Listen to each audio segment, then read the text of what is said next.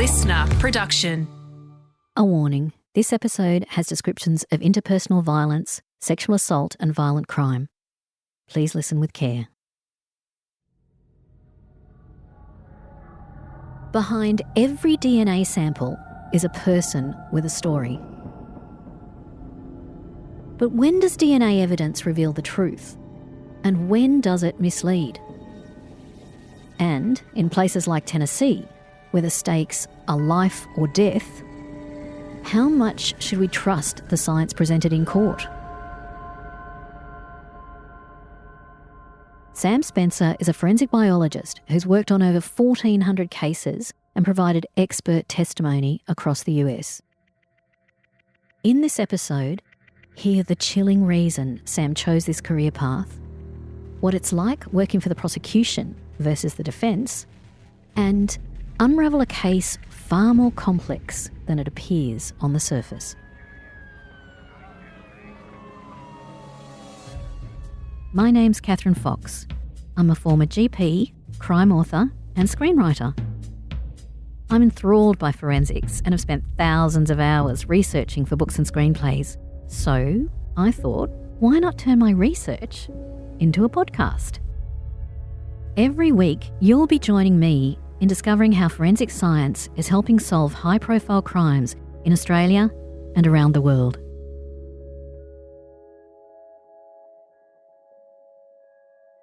I fell in love with biology and DNA in high school, specifically because of a AP biology teacher. She was amazing, an amazing teacher. And then I went off to college and was trying to figure out what I wanted to do. And I got a phone call between freshman year and sophomore year of college, and my biology teacher had actually been murdered by her ex-husband. She was actually one of the first people to hold me as a baby. I'm a military brat, and my mom, we were stationed with her and her first husband where I was born, and my mom was friends with her. And then we left and separated, and my mom actually started teaching at my high school and called to get a job there and was talking to this woman and was like, "You sound so familiar." And she was like, "You sound so familiar too." And she had remarried, so her last name wasn't the same. And so they rekindled this long overdue relationship, that they had when I was really little.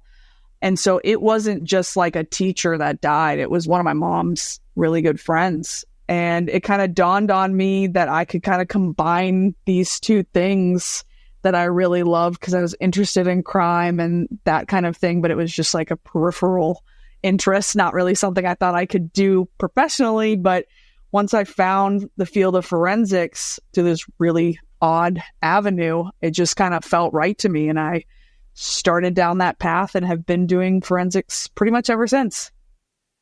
Was there a conviction in that case? No, he took a plea deal, which everybody was, I think, somewhat happy with, mostly because the way in which he killed her was pretty brutal. And I don't think anybody was wanting to go through trial. And she had a young daughter too. So I don't think they really wanted her to have to endure seeing that. Yeah. So he was convicted. He's still in prison. I think he got a life sentence. But yeah, he actually took off after killing her, and there was a manhunt for like 2 days. I'm so sorry you went through that and her family went through that. Yeah, I appreciate that. When murder touches somebody, it's a whole different story. Completely different story.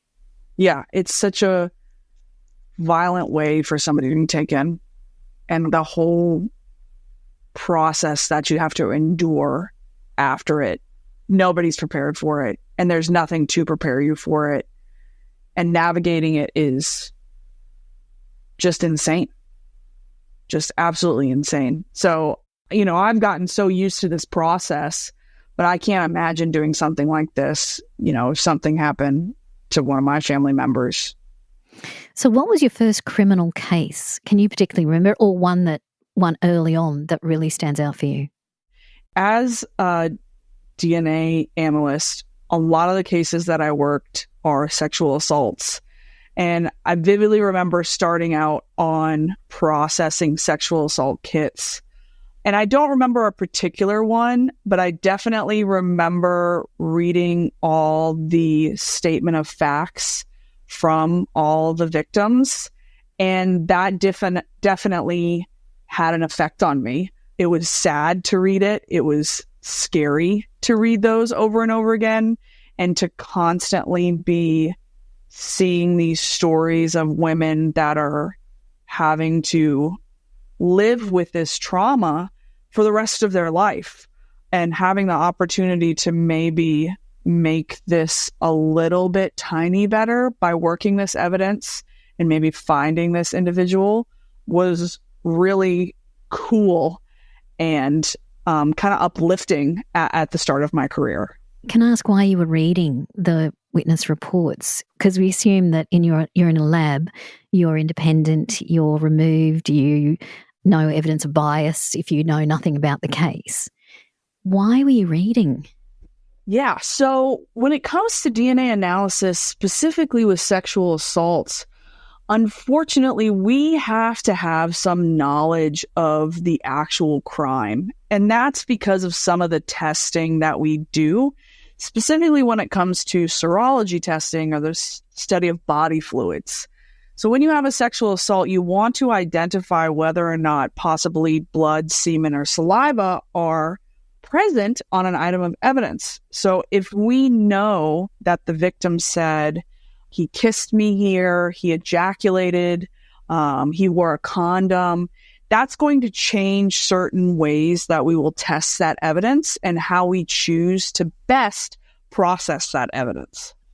It's really interesting because you're not being totally objective, and it's very difficult, I imagine, to separate the emotion from the objectivity at that point in time because it's personal. Yeah, at the start of my career, like I said, it was really hard to separate that. Now, unfortunately, I am able to put it in that box because I've done it for so long. Some cases get to you, and some cases you end up crying about. Some cases you're mad about. They do have an emotional aspect to it. And being in this field, you have to learn ways of dealing with that and what you can do to continue to keep your scientific mind or your scientific hat on and be able to leave that emotional stuff behind and just pick out those specific details that you really need. How do you find, if you have to testify and present your evidence in court, that you're then confronted by the accused and the defence when you've actually seen all this reporting and evidence and you haven't just examined a sample, as you said? Yeah, I think that viewpoint for me has changed over time because I did work for the state crime lab for about 6 years, and now that I'm working for mostly defendants, I think that viewpoint has really changed for me. At the start of my career, it was very much, I'm putting these bad guys behind bars. Like, I'm saving other people from being murdered or sexually assaulted or whatever the crime was. And it was kind of weird to sit across the courtroom and give these results that basically say, hey, you are the bad guy and you did this. Nowadays, I've learned more so that criminal justice is very much a spectrum and not everything is black and white.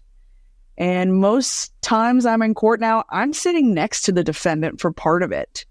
So I think it's recognizing that we're all humans in this space and not everybody is terrible. Not saying that there aren't plenty of people out there who are very terrible human beings, but not every case is as black and white, and putting somebody in a box that they're a terrible person is appropriate. And you have different penalties from us in Australia as well in various states that include the death penalty.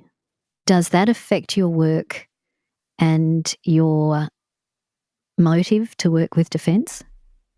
Yeah, I think it definitely has, because as my knowledge of forensics and experience in the field has continued, I've seen that, like I said, not every case is black and white.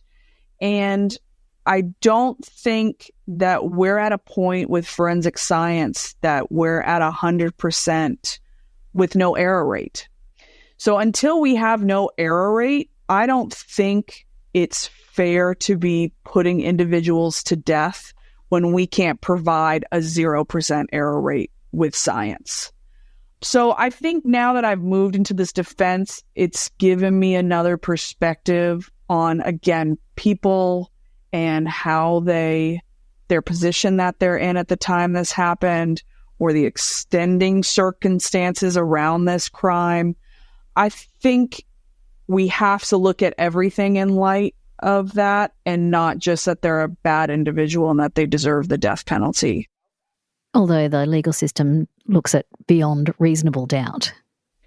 Yes. Yeah. So they have a very different, scale for judging whether or not somebody should be put to death. And when you get a jury involved, you no longer have control over, again, as a scientist, I'm looking at it with a scientific perspective, but the jury isn't. So I think emotions do get involved with a jury, and they're presented with what they're given or with what the state has and the defense puts forth. And you can only do so much. And based on what legally they provide you, you make the decision that you feel is the best when you're a member on a jury. And a jury of peers, it's presumed that they will relate to the defendant and have some possible empathy or understanding of that lifestyle or the context of the crime or how possibly the crime occurred.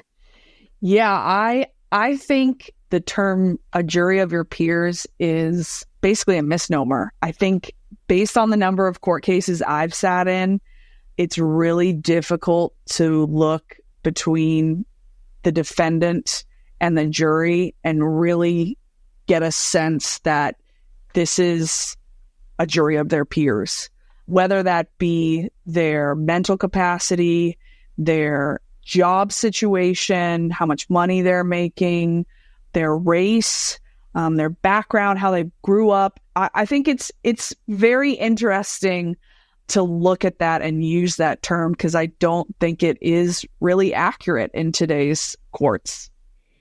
There's a case that would challenge a lot of people's views of normal behaviour and acceptable behaviour, particularly if they're religious or they have fixed ways of seeing marriage, relationships, things like that.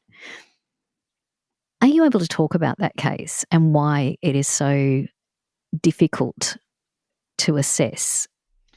So the case involves a husband and wife. They were separated at the time. The statement of facts goes that they had engaged in some consensual sex late one evening into the early mornings.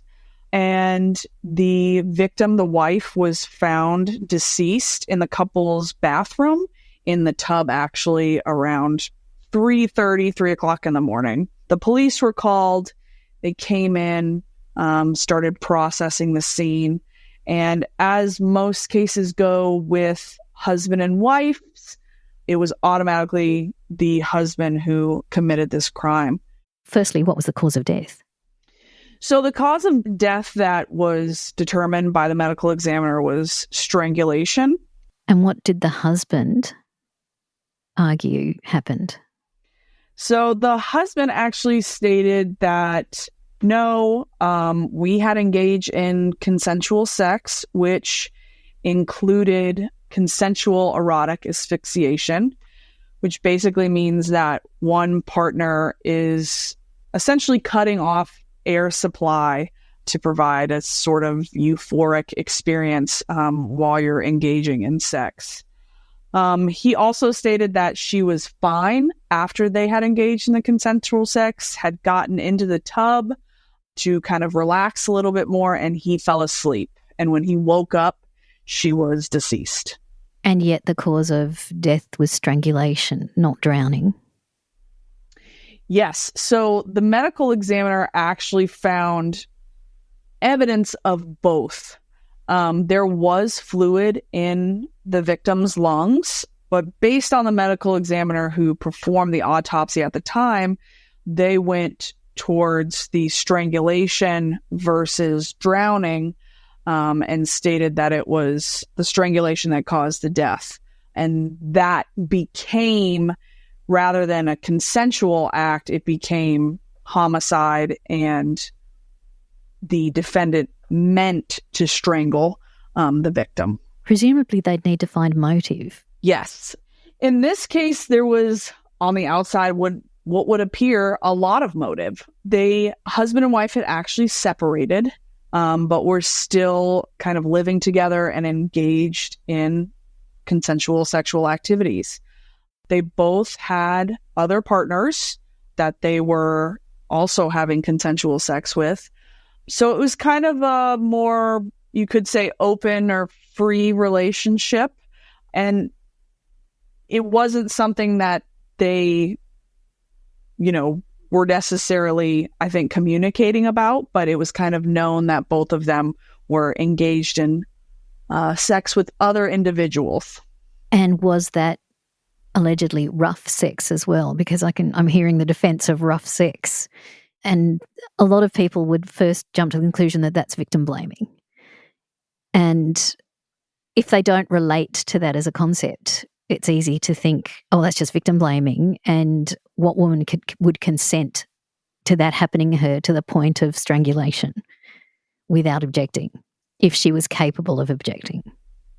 Yes, exactly. Yeah, that did play a role in the trial, that this was a normal activity for these two individuals. I believe also that the defendant had engaged in this type of sex with other individuals.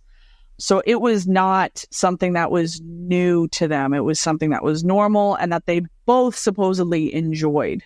That can definitely be somewhat uncomfortable for individuals listening to something like this, including family members who are present at the trial. Hearing for the first time that your son, daughter, mother, aunt, whatever, are engaged in these, what some people call weird sexual acts. But again, they stated, or the defendant was stating, that this was consensual and part of their normal relationship. What sort of physical evidence did the police present at that first trial? So for the most part, my understanding from the first trial, because all I had was the trial transcripts, was there wasn't a great deal of physical evidence specifically related to the homicide. Specifically in my world, I would like to see some DNA evidence. What was put forth by the state was that this wasn't consensual, but that it was the defendant was strangling the victim, and the victim was actually fighting back because they did not want to be strangled. So with that, I would expect to see scratches on the defendant, potentially DNA under the victim's fingernails, maybe some broken nails. There should be some disturbances potentially in the bedroom if they were fighting at the actual crime scene itself. So most of what was presented at trial seemed more circumstantial and what was related to their relationship rather than good, solid evidence. And I suppose in a conservative community, it's easy to condemn someone for being different and have different proclivities from you sexually. Do you think that played a large part? I think it definitely added some emotion to the jury when it comes to this. I mean, hearing something like that, if you're not used to it, is going to be kind of a shock. And thinking, like you were saying earlier, I could never allow somebody to do that to me. How could another individual be okay with that? And I think we also have to look at how it's presented to the jury through that lens that the prosecutor is kind of giving them. And it was very much through the trial that the prosecutor was not saying this was consensual, but that it was a violent act and that he really did mean to strangle his wife. In the absence of physical evidence, surely that's just conjecture. So how on earth did the prosecutors present the case? So when it came to the DNA in this case, the main evidence was the presence or lack of DNA underneath the victim's fingernails. A report was issued by the local lab that stated that there was no DNA underneath the victim's fingernails. Typically, when a report is issued by the lab and a case goes to trial, the state is going to want the analyst who performed that work to come and testify to the jury and provide them with an understanding of what this report means. In this case, because, and the only thing we can kind of glean from why they did this is that because there was no DNA under the victim's fingernails that related to the defendant, the state kind of brushed over this DNA report and just kind of let it hang there, say there was no DNA there. But then as the trial went through, they actually got in little bits of other individuals providing reasoning as to why the DNA wasn't there. And one of the reasons was because the victim was found in a tub, partially submerged, it was basically that the water washed away the DNA, and that's why it wasn't there. How long would you normally expect a body to be in water to have lost that DNA or to have it sort of wash away from under fingernails, for example? It depends on a number of variabilities, the temperature of the water. If it's colder water, it's going to maintain that DNA a little bit better, kind of like freeze it there. Warmer temperatures can destroy DNA a little bit more. But for the most part, water is a good place for DNA to live and hang out. Some research was done on actually putting pigs that had DNA deposited on them into moving water, and they were able to still recover good DNA profiles 2 days later from these deceased pigs that had DNA deposited on them and were in moving water, such as a river or something. So the idea that we have the victim sitting in stagnant water for essentially a few hours until they removed her from the tub and then took her for the autopsy is not really an accurate representation of the possibilities of finding DNA under her fingernails after such an activity. Surely in consensual physical relations or any interaction with your partner, you'll be picking up their DNA, it'll be on your skin or under your nails, particularly during intimacy. So is there the possibility that the husband cleaned the body and removed evidence that would have been otherwise found? So I think that's a great point. That definitely is a possibility. But when it comes to this specific case, I think it's important to note when this crime actually occurred and the science that we were doing at this time. Because it's the early 2000s, our tests were not as sensitive as they are today. When we're talking about getting a DNA profile today, a lot of the times we're not able to attribute it to a specific activity, which means I know I am shedding DNA on a regular basis. And because of that, people that I normally interact with are most likely going to have my DNA on them, and their DNA is going to be on me. It's just been shown in the research that transfer happens in confined spaces with people you're living with, through touching things, even if you don't interact with a person. If you're in a space that they were previously in, their DNA can be there. So that's with today's technology. Today's technology is much more sensitive than it was back in the early 2000s. So when we're looking at the DNA techniques that were used back then, because we have much less sensitivity and we know we need a lot more DNA, the idea of getting a DNA profile from somebody who you're just interacting with is not as well established as it is today. So clearly it was more fallible then than it is now. Yeah, I think depending on the type of sample you're looking at, it definitely is. Now, going back to talking about serology, the reason why we do serology is to find those body fluids because we know there is a large amount of DNA present in those body fluids. So if we're looking at a sample that does not have a body fluid and we're just looking for epithelial cells or skin cells, it could just be that we're picking up a few. And that chemistry back then is not sensitive enough to develop a profile, an informative profile that we can really do anything with as compared to what we're able to do today.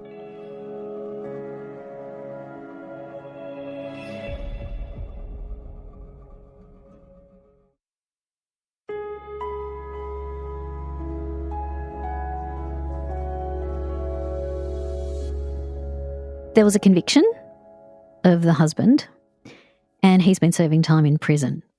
How did you get involved in this case? I was asked by the defendant's attorney to help look at the DNA. In most post-conviction cases, if a defendant is trying to get a new trial, the best way to do that is to either find new evidence or have new technology that you can apply to that old evidence that would essentially give you new evidence. So what we were looking at is the possibility of using the samples that were collected from the victim's fingernails and using the better, more sensitive technologies of today on those samples to say, is he really there or is he not there? And what's happened with those samples? So it took a long time for us to work through this. The first thing I really wanted to do was before sending something off for DNA testing, I always want to look at the case file that was produced during the initial testing. And that's really for a number of reasons. But first is, do we even have any sample left to subject to additional testing? DNA testing is expensive. I typically quote about $1,000 per sample.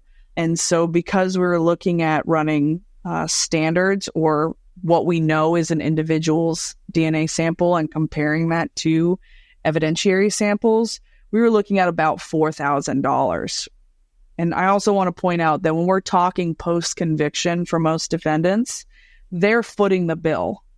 So the idea of paying for an attorney, an expert, and then additional testing is overwhelming, especially when you're locked up in prison. You don't have any means to make money. So the idea of spending $4,000 on testing was not something we really wanted to do unless we really had to. So once I eventually got the case file, which took almost 2 years, I was able to actually go through all of the data that was produced.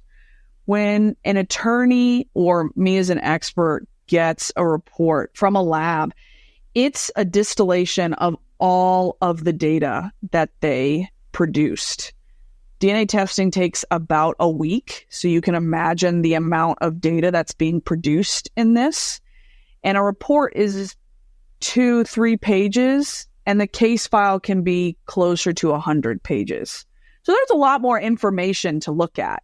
So once I got that case file, I was actually able to get into the data and get a better sense of what that report that we were given initially, what it really meant.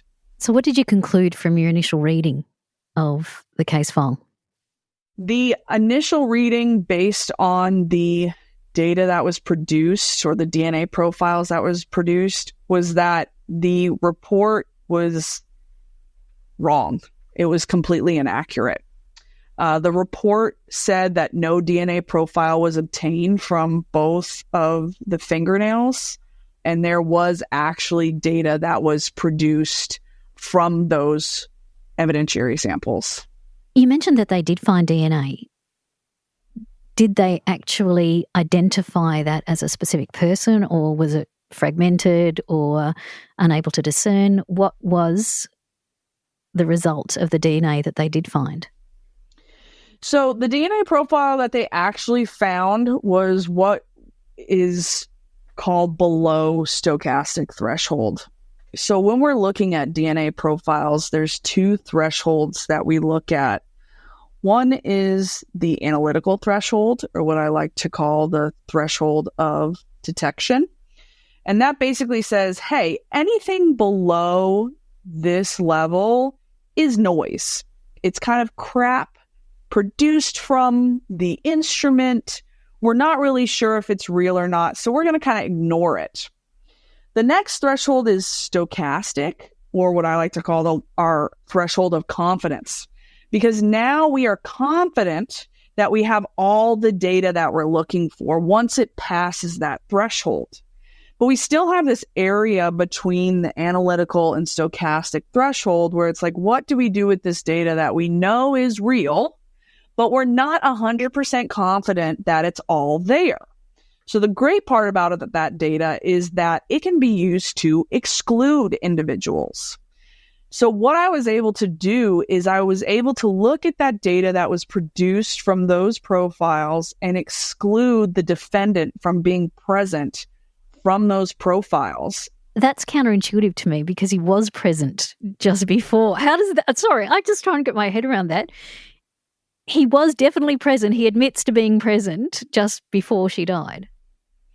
So he admits to being with her and engaging in consensual sex. However, what the state put forth is that she did not agree to the strangulation or the erotic asphyxiation and was fighting the defendant, meaning she is going to have a lot of DNA under her fingernails. She actually had acrylics, and they can basically be weapons. And so, like I said, you would expect to find a great deal of DNA underneath her fingernails just due to the light, simply. So what was reported was that no DNA was found. Absolutely nothing was found underneath her fingernails. When in reality, there was DNA there. It was just attributed to the victim only, rather than also including the defendant as well. So if we're going with how the state is proposing this happen, it's more likely that this is a consensual act, that she was not fighting, using her fingernails to get away from the defendant. This was a consensual activity. And because of the lack of sensitivity of the testing at time, we're not going to find his DNA being there just because he was present. If it had been tested today, then I would most likely think we would definitely have found his DNA. But the whole combination of the events that he's saying versus the state, and then how we look at these results, is really about making sure we take everything into account with these DNA results. So the lack of DNA actually supported the defense, in theory. In theory, yes. The prosecution, this is why it's complicated. The prosecution, though, used that as part of their strategy to convict, but glossed over it at the same time. Yeah, so that was one of the really interesting parts when I went back and looked at the trial transcript, was that they really wanted to include the DNA results, but in a way that made sense for their train of thought, basically. So how they did that is they had the medical examiner get up and talk about what's called washerwoman's effect. And they brought that about, had the medical examiner define it, which basically that means if anybody gets into a body of water, say you're sitting in the tub for an extended period of time or swimming in the pool, if you look at your fingers, you're going to see they get nice and wrinkled. That's a normal activity for being in water. Well, the term for that washerwoman was used as a reasoning as to why the DNA wasn't there. It was washed away. So even though the ME gave an accurate definition, in the closing statements of the trial, that's what was one of the last things that was brought up, is essentially, there's no DNA because of washerwoman's effect. You heard the medical examiner talk about it. The victim had this, so it just washed away. So we didn't have an actual expert on the stand talking about DNA analysis. We just had kind of people talking around it and using it to how they thought it best fit into, the train of thought they were working with. So they conflated two separate ideas and combined them. And a jury who's not scientifically trained, they don't have the skills or the tools to work that out. And it's not fair to a jury because they're not scientists. Was it that the defence couldn't afford someone to testify alternative DNA theory? So I think what really happened in this case is that typically when the state decides not to introduce DNA evidence, the defense is going to kind of go along with that. I think that's slightly shifting now, especially with a lot of attorneys are becoming more knowledgeable and are trying to understand forensics and specifically DNA. So I think what happens is that, the state isn't going to put it on, so it must not be that important. So I'm going to focus on whatever else. Because again, when you're a defense attorney, you're juggling all of the witnesses, all of the potential options of what's going to come up at trial, along with how am I going to put on this defense as well. So if they're not going to do DNA analysis, I'm not going to worry about it.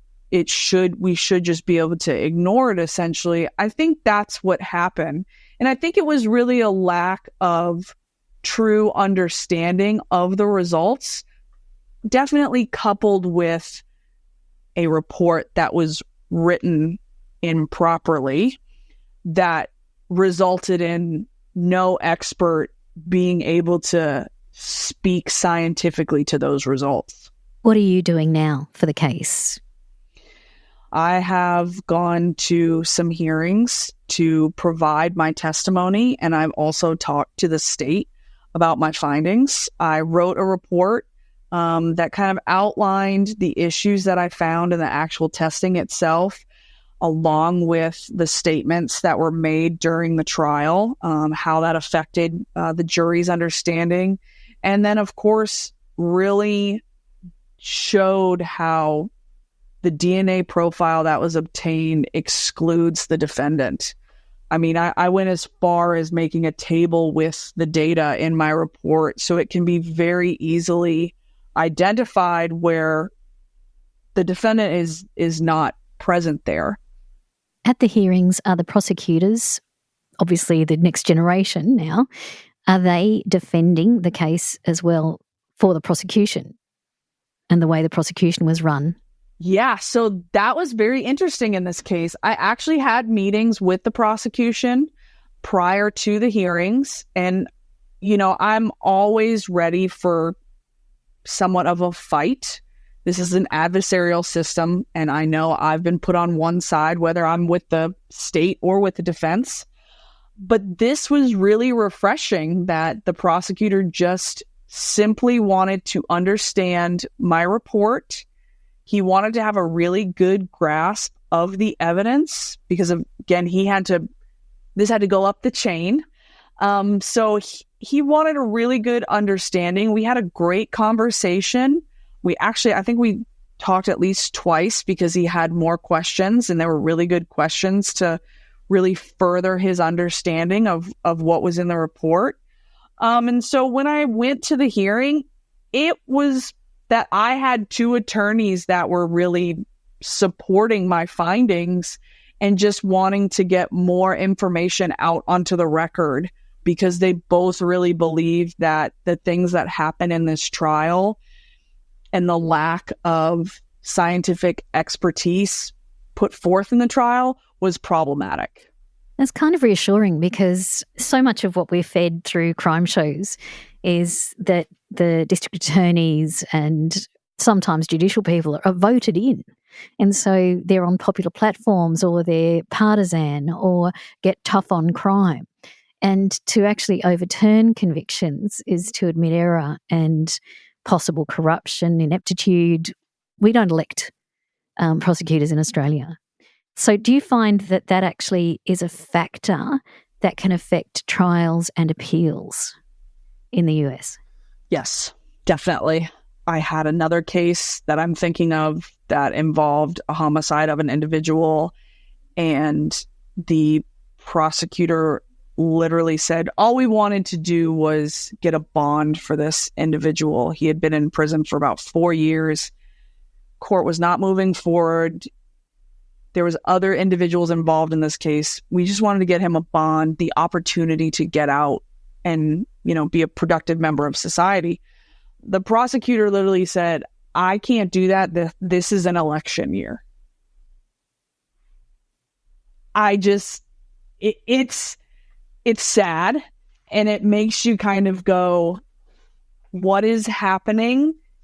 So you don't really even care about the facts of the case. We just want to make sure that we get elected again. So having elected officials in these positions 100% plays a role in how our system works. I don't think it's that extreme everywhere, but it does happen, and it does play a huge role, I think. Do you actually meet with any of the defendants in the cases you're analysing?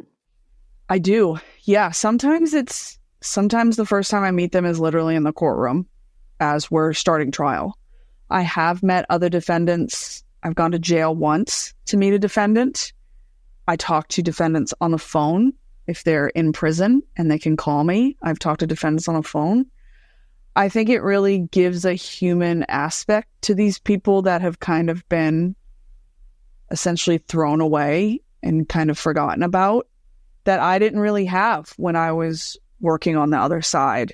They were just a bad person, like I said earlier. So being able to interact with these people and their families too, interacting with them it's a mind trip.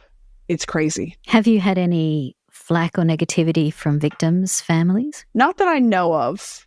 Most times the victims are kind of, I don't want to say hidden away, but they're very protected by the state. They always have somebody with them and keep them kind of to themselves so they don't have to deal with, either media or other members of the defendant's family or anything like that. So I have had the experience of, being in close proximity to victims when I did testify for the state.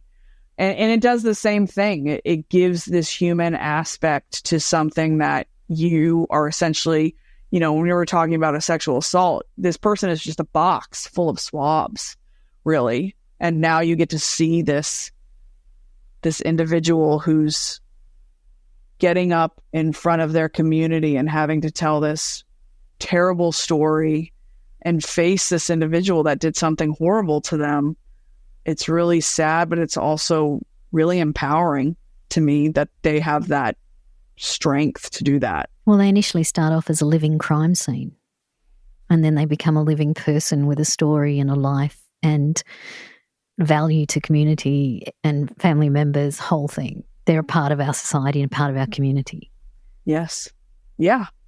Yeah. And sexual assault, to me is, I don't want to say it's worse than homicides, but I think it has a bigger impact on individuals in that they have to live with it for the rest of their life. It's a lifelong thing you're going to carry.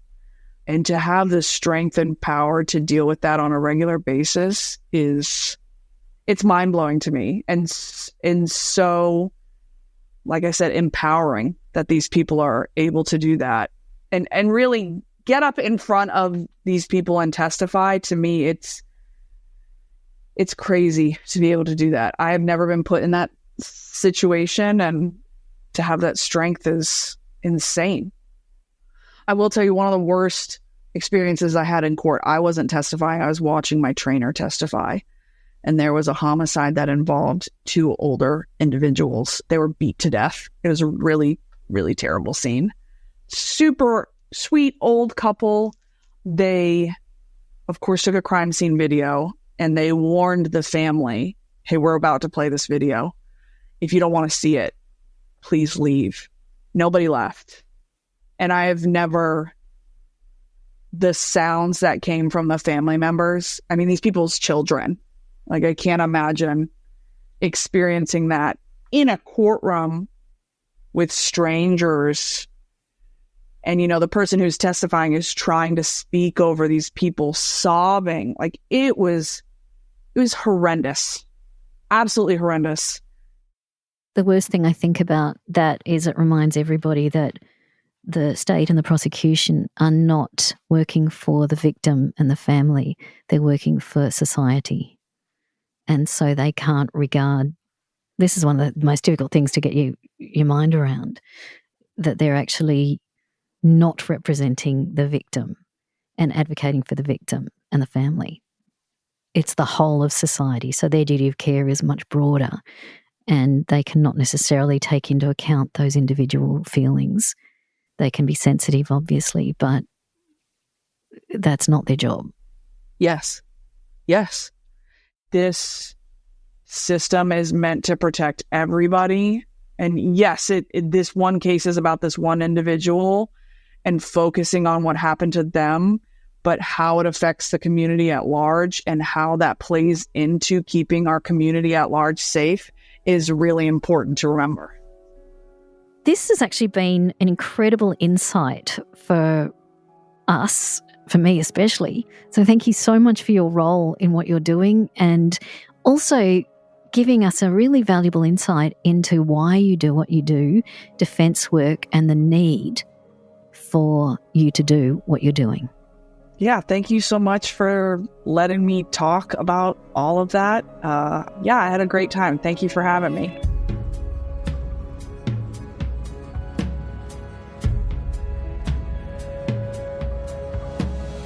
Crime Insiders Forensics is a LiSTNR original production. It's hosted by me, Kathryn Fox, and produced by Holly Mitchell and Ed Gooden. Executive producer is Dan Mullins. Sound design and imaging is by Link Kelly.